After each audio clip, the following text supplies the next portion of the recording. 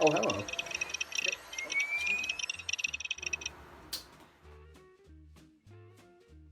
Hey guys, today's one-day build is going to be a Fallout Raider axe from the Fallout game mod Fallout Cascadia, which takes place in Seattle about 40 years after the events in the Commonwealth. It's a complete mod for Fallout 4 for PC, so if you want to know a little bit more about the project and the people who volunteer on it, stay tuned to the end of the video. Today we're using what the foam for this project, some nylon nuts and bolts, some PVC fittings, a junk piece of PVC for my stock, and some sharpened knives. I also grab a real saw blade so I can make comparisons to about how big this thing is. It's going to be about the length of 2.5 saw blades, but you have to remember those PVC spacers are going to be in there. So initially I make the cut to leave room for the spacers. I use the saw blade to cut through the PVC just to verify that it'll cut well, because I usually use it for foam. Then I make my initial cut here and verify things fit. So here I verify that the PVC fits in the ends. I realize that I have to sand down the main handle to fit in the back end of the one fitting because it's just a little bit snug, but I use some 120 grit sandpaper and some 220 grit sandpaper to thin that down enough, and then I just make sure that it sits properly so it's not crooked. I go back with a little bit of a higher grain sandpaper just to do a final polish, and I'm happy with everything. Here I glue everything in place and make sure that it's secure, and I'm very happy with it. Next, we're going to move on to making the stencil out of an unfolded Target bag or a grocery store bag. You can use whatever. I use a roll of duct tape to make that inside circumference, and I use a ruler just to verify where I want things, and then I start cutting it out with an X-Acto. Obviously, this is sped up. You should be very careful when you do this. If you need supervision, get some supervision, and just like I said, be careful. You're using a knife. You don't want to cut yourself. It sucks. I know from experience.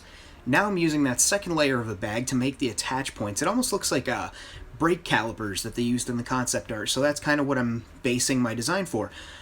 It's just a horseshoe shape, and then you have the two brackets coming off of it that are holding it in place, and it looks like they're honestly maybe from the same thing, but I make them out of a separate unit because I can always attach that together later. Sorry about this footage, it was blown out. I didn't realize that until after everything was done.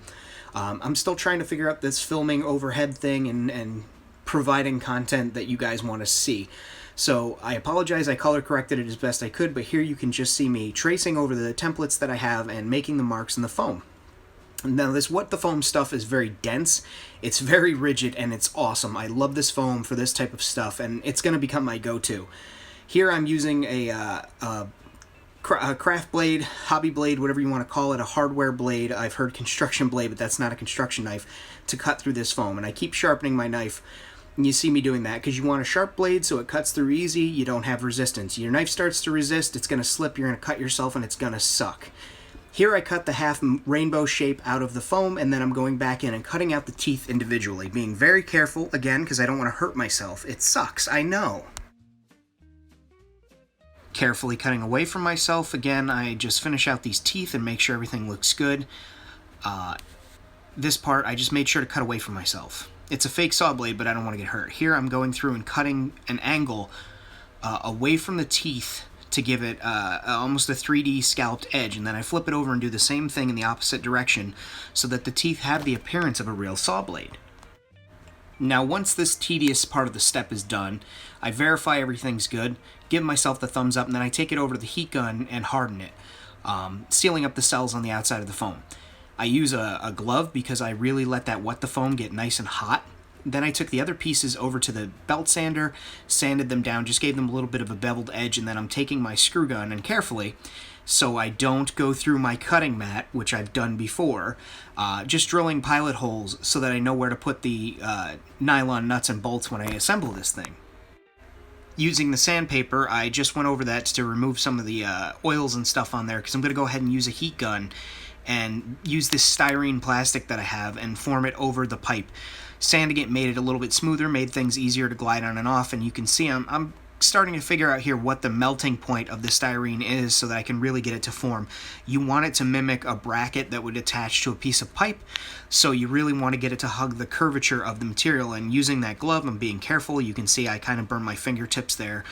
Do as I say, not as I do in this case. Be careful when you're using a heat gun, when you're sealing foam, when you're heating up other things. Sideways. I couldn't get the drill to go through, so I was stupid and I unclamped the piece that I needed to and almost punched through my finger with it. It was a bad idea. I realized it was a stupid idea, so I went over to my Dremel. Using the Dremel saw bit, went through the holes on either side. One of them's a little out of line, but that's okay because it's post-apocalyptic.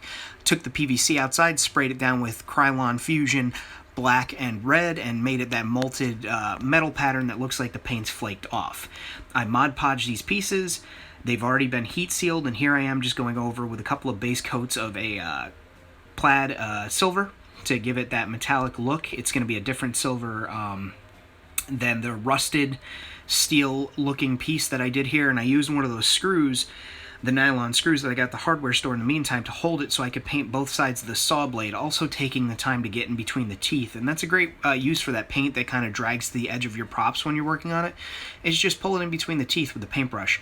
Here I am putting the secondary coat on and spreading that paint out. Sanded those faux clips that I made, and here I'm just giving them a coating of black paint. This stuff is really smooth, so the black paint scratched off easy, but it also made the other paint that I put on it later adhere a lot easier. Using my Plaid Painted Finishes rust kit, I start with the dark rust here, let it dry up a little bit, then I go over it with a paper towel. Then I follow it up with the secondary kit, which is a little more orange, and just really make that pop. Then I go ahead and use a raw sienna on there, and that gives it that super rust. Here I'm taking black after I've attached those pieces together and filling in that lines to add that grit and grime that may have developed in there, and you can also kind of see it in the concept art where it separates. Then I'm using that sienna again to create a rusting effect on those seams. I go through and I figure out which nuts and bolts I want to use to attach these brackets. Here you can just see me pushing them through. I'm not putting the nuts on quite yet, and there's the one that was out of sorts, so I had to really work that through. Then one of the brackets broke. Fortunately, I can fix it. I went ahead and cut another piece of styrene, used a special plastic super glue that's specifically designed for styrene. It's got a primer. You put it on either side and then you drop it on there.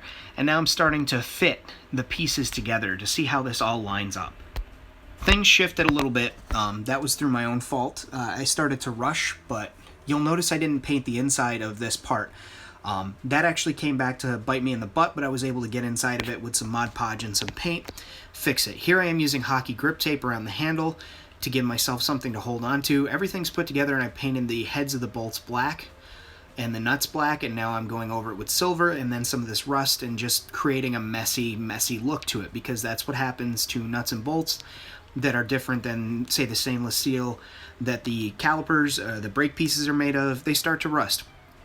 You'll see I had to cut a couple of pieces to get them to grab and not stick out too far. So I go in with a little bit of black and into the nut holes, I guess you would call those, and I filled it in just to give it some more weathering. I also took a little bit of black and gave a faux shadow to more match the game model that I had available to me.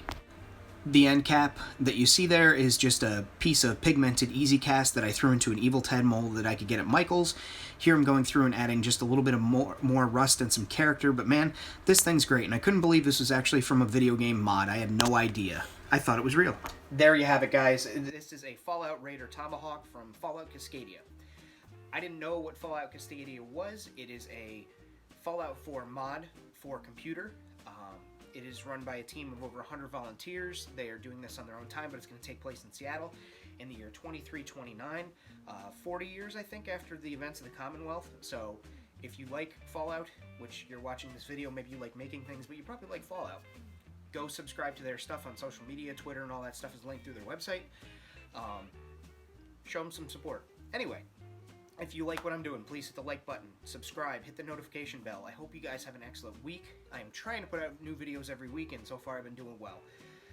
Hope you guys have an excellent Halloween. Make something cool. Maybe make something scary. This What the Foam is like tough stuff, too. I really can't get over how good that is. That's all What the Foam. That's not going anywhere. There's no wobble, no flex. So, anyway, guys, be well.